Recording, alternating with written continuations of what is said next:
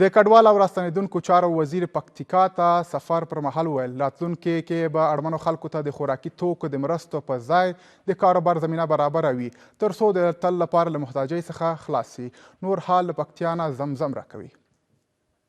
په پکتیکا کې د کډوالو او راستنیدونکو چارو وزیر په 4000 اړمنو او بېوزلو کورنیو د چین هیواد د خوراکي توکو د مرستو لړۍ پیل کړه. د وریجو دا مرستې به د پکتیکا تر لرې پرتو ولسوالیو هم په خپل وخت ورسیږي.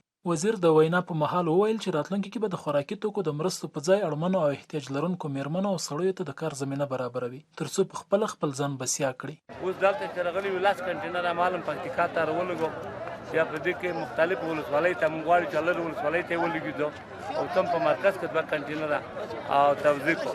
په دې کې هر کنټینر کې 440 بورۍ دي 15 کیلویي او بله یوه مرسته راغلې ده چې د محمد ایوب له خوا نه او چې د شخصي انجودو.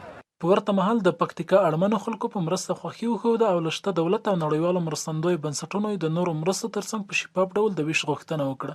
ستا فامیل راپسې ده، زه کونډه ښځه یم، غریبه ښځه یم، د ما سره دا اول وار ده چې مرسته وسوه. ولې زه د کوره نه وځم، ناجوړه یم، شکر لرم، فشار لرم، سل تکلیف ورور لرم. افغانستان خلک وږي دي، دومره ملک و پټی او جایداد او کاروبار نه لري چې موږ سره خارجي هیوادونه که مقصد چې د موږ سره مرستې وکړي.